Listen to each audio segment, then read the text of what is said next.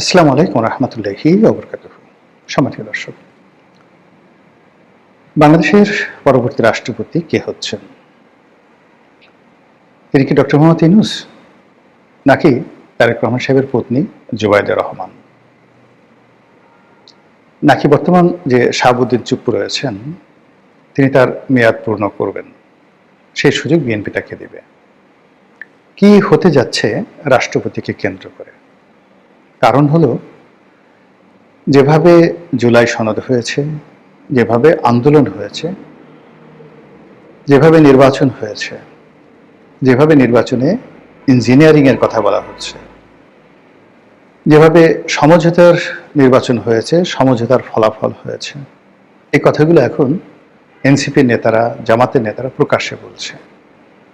এর ফলে বর্তমান যারা ক্ষমতায় রয়েছেন তারা উপরে উপরে যতই দাপট দেখান না কেন, তাদের নৈতিক ভিত্তি দুর্বল আছে এবং আগামীটা আরও দুর্বল হয়ে যাবে।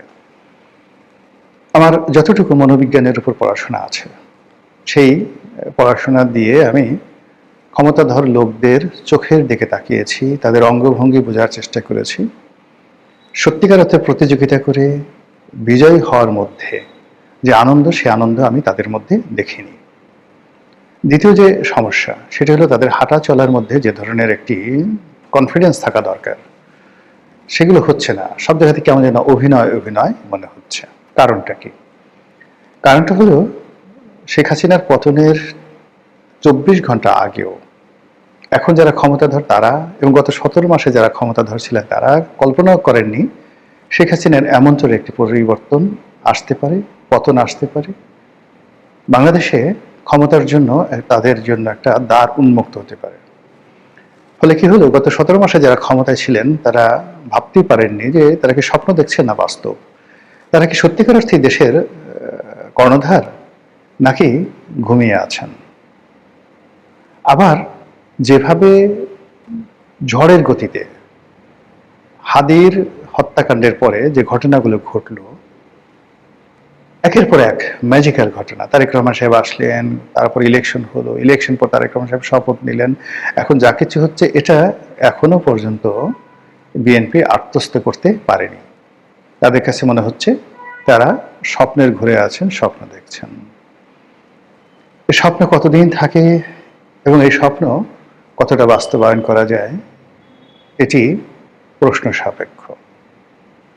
দ্বিতীয়ত, গত 17 মাসে যে সমঝোতাগুলো করেছিল রাজনৈতিক দল, সেই সমঝোতা অনুযায়ী বিএনপি যদি এগোয় তাহলে উচ্চকক্ষ এবং রাষ্ট্রপতি, এই দুটো পদ খুবই গুরুত্বপূর্ণ। উচ্চকক্ষে যারা যাবেন তারা নিম্নকক্ষে যারা সংসদ সদস্য হবেন তাদের উপর সবসময় একটা মানসিক চাপ সেখানে তারা অব্যাহত রাখবেন। এবং ওটা যেহেতু উচ্চকক্ষ ভোটের রেশিও অনুযায়ী হবে, মানে কত পার্সেন্ট ভোট যারা পেয়েছে সে অনুযায়ী হবে। সেক্ষেত্রে 11 দলীয় জোট, তাদের ভোটের হারও কিন্তু অনেক বেশি। অর্থাৎ বিএনপি সম্ভবত 51% আর ওরা 43%, জামাত অল্প 7% ভোটের এদিক ওদিক। ফলে উচ্চকক্ষে যদি 100টি আসন থাকে, সেই 100টি আসনের বেশিরভাগ আসন কিন্তু 11 দলীয় জোট তাদের নিয়ন্ত্রণে থাকবে। এইগুলো এক। 2 নম্বর হলো যে রাষ্ট্রপতির হাতে প্রচুর ক্ষমতা থাকবে, প্রচুর ক্ষমতা থাকবে এবং সেই ক্ষমতা যদি সমঝোতা অনুযায়ী, যেটা সবাই আন্দাজ করছেন বা সবাই সন্দেহ করছেন যে ইতিপূর্বে এই সমঝোতাগুলো যেটা হয়েছে আমেরিকার মধ্যস্থতায় কাতারে বসে, এবং সেই সমঝোতার মধ্যে দিল্লিরও গ্রিন সিগন্যাল ছিল, পাকিস্তান এবং তুরস্কের অংশগ্রহণ ছিল। কাতারে যে খলিলুর রহমান সাহেব বারবার গেছেন না বৈঠক করতে, এই সকল কথা বাতাসে ভেসে বেড়াচ্ছে। তাই যদি হয় তাহলে ডক্টর মোহাম্মদ ইউনূসকে রাষ্ট্রপতি নিয়োগ করতে হবে। আর ডক্টর মোহাম্মদ ইউনূস যদি রাষ্ট্রপতি হন তাহলে এই যে খলিলুর রহমান সাহেব ক্যাবিনেটে আছে, এর সঙ্গে আদিলুর রহমান আসতে পারেন, রেজওয়ানা আসতে পারেন, এমনকি আসিফ নজরুলও আসতে পারেন। অবাক করা বিষয় না, এমনকি ফজল কবির সাহেব আসতে পারেন, এমনকি নূরজাহান বেগম অথবা লামিয়া মোর্শেদ, তারাও সরকারের দায়িত্বে ফিরতে পারেন। ফলে সরকার একটা হযবরল অবস্থার মধ্যে পড়বে। এবং যেই মুহূর্তে ডক্টর মোহাম্মদ ইউনূস রাষ্ট্রপতি হবেন, আপনি এনসিপিকে, নাসিরুদ্দিন পাটোয়ারিকে, সার্জিসকে, হাসনাতকে আগের সেই রাজুতি আয়, অর্থাৎ 2024 সনের সেপ্টেম্বর অক্টোবর মাসে তাদের যে দাপট ছিল, ঠিক ওইরকম অবস্থা আপনি তাদেরকে দেখতে পাবেন। আর জামাতের যে আমির, তিনি আমিরুল মুমিনিন হয়ে পড়বেন। সঙ্গে সঙ্গে সমস্ত ব্যবসায়ীরা তার কাছে যাবে, তার দরবারে যাবে, এবং তিনি বিরোধী দলের নেতা হওয়া সত্ত্বেও সমস্ত রাষ্ট্রের কৌশলগত দিকগুলো তার কথা মতো চলবে। তো বোঝার চেষ্টা করুন যে ডক্টর মোহাম্মদ ইউনূসের ক্ষমতা গ্রহণ এবং রাষ্ট্রপতি পদে আসীন, এটার সঙ্গে বিএনপির তকদির কিভাবে নির্ভর করছে। অন্যদিকে যদি ডক্টর মোহাম্মদ ইউনূসের সঙ্গে কোনো সমঝোতা না হয়ে থাকে, অথবা ডক্টর মোহাম্মদ ইউনূস সেই রাষ্ট্রপতি না হন, বিএনপি তার পছন্দের মানুষকে রাষ্ট্রপতি পদে নিয়োগ দেয়, সেক্ষেত্রে বিএনপিকে নাজেহাল করার জন্য এই যে জামাতের যত গুপ্ত সংগঠন রয়েছে, জামাতের যত গুপ্ত কলা কৌশল রয়েছে, বোঝার চেষ্টা করেন গত 17 মাসে জামাত হয়তো তার যে গুপ্ত কৌশল বা গুপ্ত যে চেহারাগুলো, সেটার খুব অল্প অংশ তারা উন্মোচন করেছে। বিএনপির অনেক লোক টকশোতে এসে, বুদ্ধিজীবী প্রকাশ্য টকশোতে বলেছেন যে এখনো বিএনপির কেন্দ্রীয় পর্যায়ে যারা শীর্ষ নীতি নির্ধারণী, তার 20% জামাতের লোক। বোঝার চেষ্টা করেন, জামাতের গুপ্ত বাহিনীর সদস্য, বিএনপির এই মন্ত্রী পরিষদ বলেন, সংসদ বলেন, সেখানে 20% জামাতের লোক। সত্য মিথ্যা ডাজ নট ম্যাটার, এই কথা আমার নয়, এ কথা বিএনপির একেবারে ঘনিষ্ঠ বুদ্ধিজীবী, সাহিত্যিক, সাংবাদিক এবং রাজনীতিবিদ, তাদের বক্তব্য। তাই যদি হয়, তাহলে প্রতিটি মুহূর্তে যে প্রাসাদ ষড়যন্ত্র হবে এবং প্রতিটি মুহূর্তে যেভাবে মানে বিপদ বিপত্তিতে থাকবে তারেক রহমান সাহেব, তার পক্ষে স্বস্তিতে কাজ করা সম্ভব হবে না। অন্যদিকে এরকম একটা পরিস্থিতিতে জামাত এবং আওয়ামী লীগের মধ্যে কৌশলগত সম্পর্ক স্থাপন হয়ে যাবে নিশ্চিত। এর কারণ হলো বিএনপি আওয়ামী লীগকে চেষ্টা করবে নিবৃত করার জন্য, চেষ্টা করবে তাদেরকে বন্ধু বানানোর জন্য, কিন্তু ইতিমধ্যে যে বিরোধ পথে, প্রান্তরে, ঘাটে, মাঠে হয়ে গেছে, সেটা নিষ্পত্তি করা সম্ভব হবে না, সেটা সম্ভব হবে না। ফলে কি হলো, বিএনপি যে এখন যে অবস্থায় আছে, তার সঙ্গে হবেন ববি হাজ্জাজ, তার সঙ্গে হবেন নুরুল হক নুরু, তার সঙ্গে হবেন রেজা কিবরিয়া, এখন যারা আছেন তার সঙ্গে হবেন জোনায়েদ সাকি।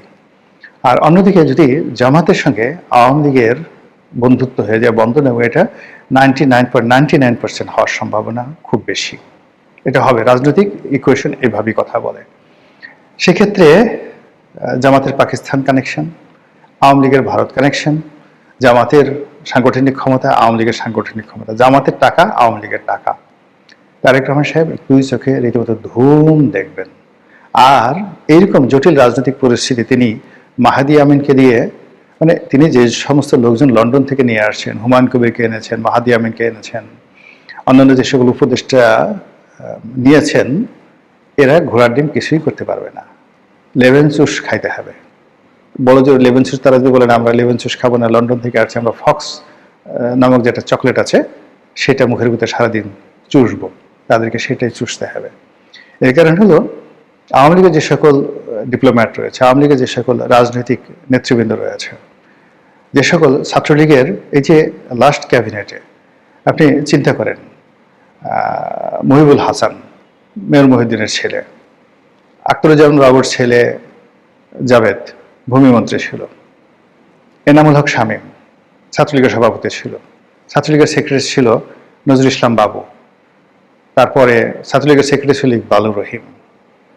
আপনি এদের মতো, এদের সাথে টেক্কা দেওয়ার জন্য ছাত্র দলের যাদেরা আছে, সেই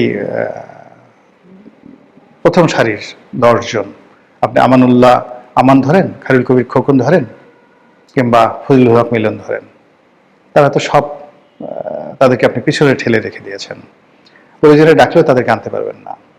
ওদিকে সুলতান সালাউদ্দিন টুকু, তারপর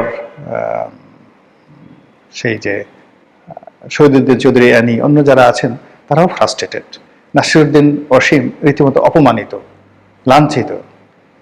ফলে কি হলো, এই যে লন্ডন পার্টি, যারা বিএনপির লন্ডন পার্টি, সেই লন্ডন পার্টির মধ্যে যাদেরকে তিনি লন্ডন থেকে এনে এখানে এস্টাবলিশ করেছেন, তারা আবার লন্ডনে গিয়ে গালাগালি করতে পারবেন, ওখানে গিয়ে আর একটা সিন্ডিকেট করতে পারবেন, কিন্তু বাংলাদেশের রাজনীতিতে মাঠে ময়দানে জামাত এবং বিএনপির সাথে টেক্কা দেওয়ার মতো বিএনপির যে শক্তি, সেই শক্তিটা ইনঅ্যাক্টিভ করা আছে এবং আগামীতে এগুলোকে অ্যাক্টিভেট করা সম্ভব নয়।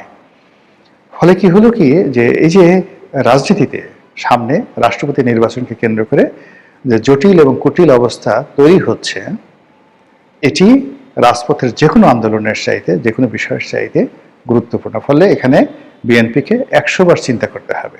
এই একটি পদে তাদের যে নিয়োগের মাধ্যমে তারা যে আসলে কি করতে যাচ্ছে সেটা এখনো তারা বুঝতে পারছে না।